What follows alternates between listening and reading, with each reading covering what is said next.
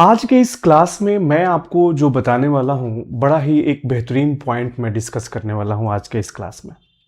आज बच्चों मैं बताऊंगा रिलेटिव प्रोनाउन में जो हु और विच और दैट होता है उसके बारे में। बच्चों उसमें से सबसे ज़्यादा जो इम्पोर्टेंट होता है दैट, कि हम दैट का use as a relative pronoun हम ये भी कर सकते हैं एज अ कंजक्शन कब यूज़ करते हैं, आज के इस क्लास में हम सीखने वाले हैं। तो बड़े ध्यान से आप सभी बच्चों को यहां पे देखना है। आज का हमारा टॉपिक है who, which and that. We are discussing here who, which, that. ठीक है, ये सारे क्या हैं बच्चों? ये सारे हैं रिलेटिव प्रोनाउन। हम इनके बारे में डिस्कस करने वाले हैं। रिलेटिव प्रोनाउन हु, विच और दैट के बारे में डिस्कस करेंगे हम लोग। हम ये भी डिस्कस करेंगे कि एज अ कंजक्शन इनका क्या यूज है। देखो बच्चों, अगर आम भाषा में इसके बारे में बताया जाए, अगर मैं इसको आम तरीके से समझाऊं, तो यह बात सभी बच्चों को पता है कि हु हमेशा लिविंग थिंग्स को एड्रेस करके यूज किया जाता है, विच नॉन लिविंग को एड्रेस करके किया जाता है। लेकिन बात जब दैट की जाती है तो दैट लिविंग और नॉन लिविंग दोनों के लिए किया जाता है विद सम केसेस।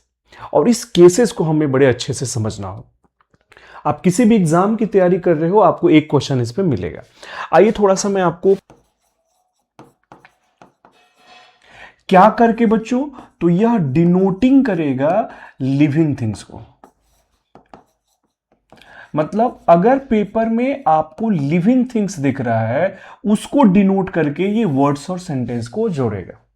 अब आपको अगर मैं एग्जांपल से समझाऊं यहां पे, जैसे बच्चों मैंने लिखा आई मेट अ मैन। आप ध्यान से देखो, यहां पे मैंने लिखा आई मेट मैन, फिर मैंने लिखा हु वॉज इंडस्ट्रियस। हु किसके लिए आया है? तो कोई भी बच्चा यहां पे बताएगा हु इस मैन के लिए हम यूज किए।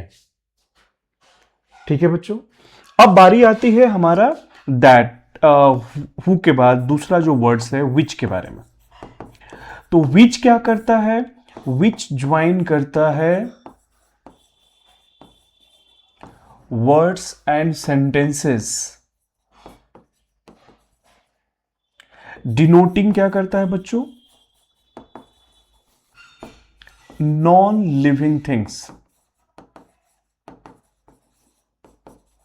हमेशा याद रखना बच्चों, ये नॉन लिविंग को एड्रेस करके जोड़ेगा। अब जैसे इसी लाइन में मैंने अगर एग्जाम्पल लिख के लिख दिया बच्चों, जैसे मैंने कहा ही बॉट अ बुक। अब बुक को पॉइंट आउट करना है तो मैं बोलूंगा which was interesting.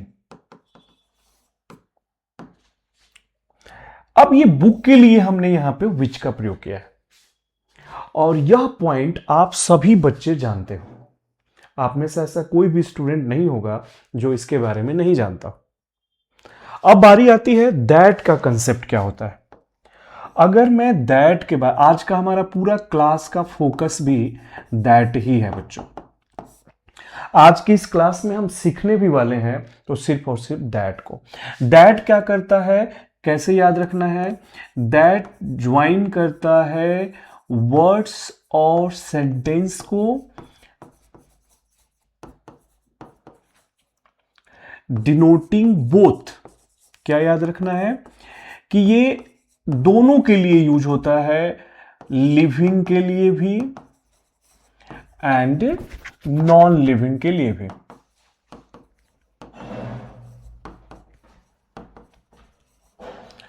As following. अब यहां पे कुछ केसेस हैं जिसे आपको समझना है। मतलब जहां हम हु का यूज सिर्फ और सिर्फ क्या करते हैं बच्चों? लिविंग के लिए करते हैं। विच का प्रयोग नॉन लिविंग के लिए करते हैं। बट दैट वर्ड का यूज होता है वो लिविंग और नॉन लिविंग दोनों के लिए होता है। और इसके लिए कुछ केसेस हैं जिसे आपको अच्छे से समझना होगा। आइए उन केसेस को पढ़ते हैं और यह इंपॉर्टेंट होगा बच्चों, यही चीजें जो है आपको समझना है। सबसे ज्यादा बच्चों को इसमें प्रॉब्लम भी होता है और आई होप कि आज के बाद आपको प्रॉब्लम नहीं होगा। है सुपरलेटिव डिग्री ऑफ एडजेक्टिव। सबसे पहला पॉइंट यही है कि अगर पेपर में आपको दिखता है सुपरलेटिव डिग्री ऑफ एडजेक्टिव, थोड़ा सा मैं बता दूं, डिग्री के हिसाब से एडजेक्टिव 3 टाइप्स का होता है, पॉजिटिव, कंपैरेटिव एंड सुपरलेटिव। जैसे good, better, best, tall, taller, tallest, wise, wiser, wisest. अगर आपको सुपरलेटिव डिग्री ऑफ एडजेक्टिव दिख रहा हो बच्चों, और यह एडजेक्टिव चाहे लिविंग के लिए आया हो या नॉन लिविंग के लिए आया हो, बच्चों इसके बाद अगर रिलेटिव प्रोनाउन यूज करना है तो काइंडली यूज दैट। आप ना दैट का यूज करोगे। अब मैं आपको ना इसको एग्जाम्पल से समझाता हूं। अब यहां पे इस एग्जाम्पल को देखो बच्चों, मैंने लिखा यहां पे the wisest man whoever lived made mistakes। अब इस सेंटेंस को थोड़ा ध्यान से देखिए। The wisest man who ever lived made mistake। यहां पे कैसे आपको समझना है, क्या सेक्शन समझना है आपको। अगर हु का यूज आपको क्या पढ़े हैं कि हु का यूज किया जाता है लिविंग को पॉइंट आउट करते हुए, लेकिन बच्चों मैंने क्या बोला, अगर सुपरलेटिव डिग्री ऑफ एडजेक्टिव दिख गया, भले ही ये लिविंग के साथ क्यों ना आया हो बच्चों, उस केस में यह सेंटेंस गलत होगा। आपको यहां पे दैट का यूज करना है, तब जाके आपका सेंटेंस सही होगा। ये हु गलत है। क्या आपको समझ में आ रहा है? मैं ना आपको एक और एग्जांपल समझाता हूं। जैसे बच्चों मैंने यहां पे लिखा दिस इज द बेस्ट, फिर मैंने लिखा यहां पे this is the best which we can do. This is the best which we can do. अब बच्चों देखो यहां पे बच्चों, यह बेस्ट किसके लिए आया है, लिविंग या नॉन लिविंग डजेंट मैटर। इसके बाद रिलेटिव प्रोनाउन यूज करना है ना, आपको यूज करना है यहां पे दैट। ये पॉइंट याद रखिएगा, इसका क्वेश्चन आपको दिखेगा। आई होप कि फर्स्ट पॉइंट आपको इसका अच्छे से समझ में आया होगा आपको। अब बारी आती है सेकेंड सेक्शन को समझने का। सेकेंड सेक्शन क्या कहता है, ये देखो बच्चों, सेकेंड सेक्शन में आपको क्या याद रखना है, अगर सेंटेंस में आपको ये वर्ड दिखते हो, जैसे ऑल दिख गया, जैसे बच्चों same, none, any, nothing, only,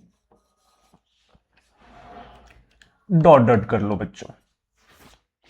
अगर आपको ये वर्ड दिख रहे हो और ये वर्ड चाहे लिविंग के लिए आ रहा हो या नॉन लिविंग के लिए, हमें इससे कोई मतलब नहीं है। इसके बाद अगर हमें रिलेटिव प्रोनाउन यूज करना है तो हमें यूज करना है दैट।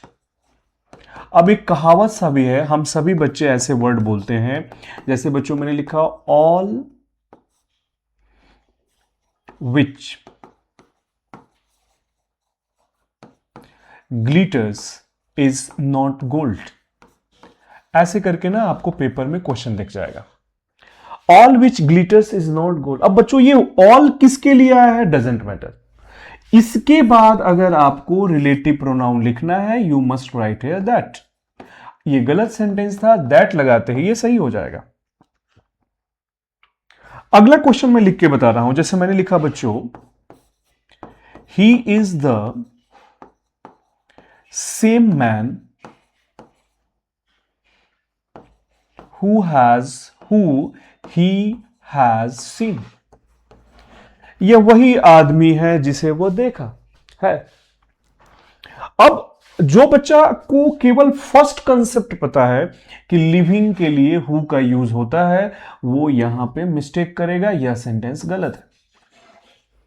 यहां पे बच्चों क्या मिस्टेक है? यहां पे मिस्टेक है कि जैसे ही सेम वर्ड दिखा, अब ये लिविंग के साथ है या नॉन लिविंग के साथ है, आपको दैट का यूज करना है।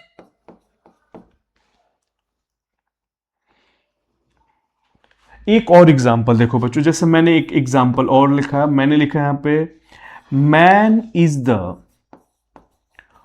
Only animal who can talk. अब जैसे ही आपको ये क्वेश्चन दिख रहा है, अब इसमें आपको क्या इश्यू दिख रहा है? Man is the only animal who can talk. अब आपको क्या पता है? ओनली वर्ड आपको पता है, एनिमल्स लिविंग है, इसके लिए हु आएगा। बट बच्चों जैसे ही आपको ओनली वर्ड दिखा, आप यहां पे किसका यूज करेंगे? दैट का यूज करेंगे। क्या आपको ये पॉइंट समझ में आया? अब एक और पॉइंट, मैं आपको दो चार और पॉइंट्स इसमें समझाता हूं, उसको आपको देखना है। थर्ड पॉइंट को देखिए बच्चों, यही सेम रूल अप्लाई होता है, याद रखना बच्चों। आपको यूज करना है रिलेटिव प्रोनाउन दैट। इस पॉइंट को याद रखना।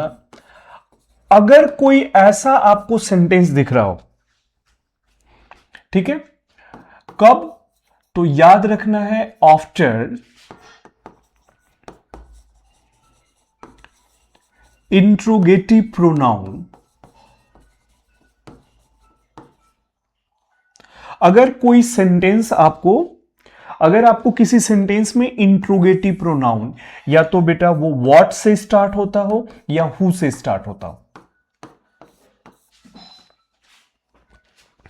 कभी आपको कोई ऐसा सेंटेंस दिखे जिसमें रिलेटिव प्रोनाउन व्हाट या हु दिखाई दे रहा हो, उसके साथ भी बच्चों हम दैट का यूज करते हैं। यह इंपॉर्टेंट कर लेना। अब मैं आपको ना एक छोटे से एग्जांपल से इसको समझाता हूं। जैसे बच्चों मैंने लिखा यहां पे, मैंने एक सेंटेंस लिखा, what is there which I don't know. That's a nice sentence. What is there which I don't know. अब आपको यह सेंटेंस किससे स्टार्ट होता रहा है? व्हाट से।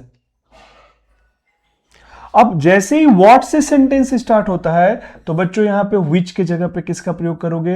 दैट। अब ये व्हाट किसके लिए आया है? Doesn't matter. ये सेंटेंस आपका गलत हो गया। आई होप कि इसके लिए एक एग्जांपल काफी है। अब पॉइंट नंबर अगर मैं 4 की बात करूं, ठीक है बच्चों, अगर मैं बात करूं पॉइंट नंबर 4 के बारे में, इसको भी आप मोस्ट इंपॉर्टेंट कर लीजिएगा। इसका भी क्वेश्चंस बहुत ज्यादा आता है। कैसे याद रखना है? अगर पेपर में when there are two antecedent, antecedent का मतलब होता है बच्चों रिलेटिव प्रोनाउन के पहले आने वाला वर्ड। जैसे आई मेट अ मैन, अब I met a man who was honest, तो हु के ठीक पहले आने वाला, जैसे मैन क्या है यहां पे? एंटीसीडेंट है। अगर आपको टू एंटीसीडेंट दिया गया हो, क्या क्या दिया गया हो? एक मैन दिया गया हो, a man, and an animals, एक एनिमल्स की बात की गई हो, ए मैन एक, और उसके साथ एनिमल्स दिया गया हो, या बच्चों कोई टू थिंग्स दे दिया जाए एक साथ। ये भी पॉइंट याद रखना, टू थिंग्स या वन मैन विद एक एनिमल्स।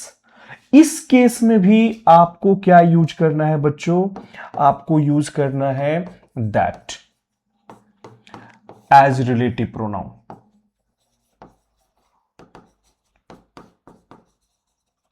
आपको यह बात समझना होगा। ये पॉइंट से ना बहुत ज्यादा एग्जाम में क्वेश्चंस आता है। अब मैं आपको एक इसका एग्जाम्पल से समझाता हूं और आई होप कि बच्चों ये पॉइंट भी आपको अच्छे से समझ में आएगा। एग्जाम्पल देखो बच्चों, मैंने यहां पर लिखा the man and his dog. मैंने क्या लिखा? The man and his dog which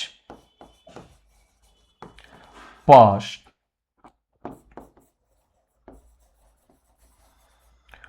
through this road, जो इस रास्ते से गुजर रहे थे, were killed।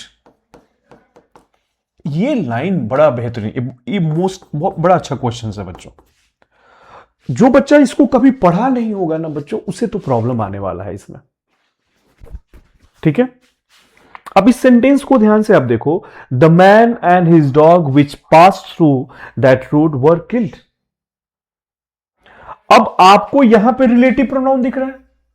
रिलेटिव प्रोनाउन के पहले एक मैन है और उसका डॉग है, या ये रहे या दो थिंग्स की बात की जा रही हो, तो बच्चों ये गलत सेंटेंस हो गया। आपको क्या करना है? विच के जगह पे दैट का यूज करना है। देखो बच्चों, इस पॉइंट्स को एक बार आप घर पे रिवीजन करो, 2 बार इसको देखो जब तक समझ में नहीं आ जा रहा। उसके बाद इस टाइप के क्वेश्चन आपसे 100% बनेंगे। इसके बाहर दैट का कोई क्वेश्चन बन ही नहीं सकता। आई होप कि आज आपको मेरी क्लास समझ में आई होगी। इसको ध्यान से देखें और इसको अच्छे से प्रैक्टिस करें, सीखें। कोई भी डाउट हो आप कमेंट में बोलिए, और बच्चों इसको शेयर करें ज्यादा से ज्यादा। आज के लिए इतना ही। Have a great day.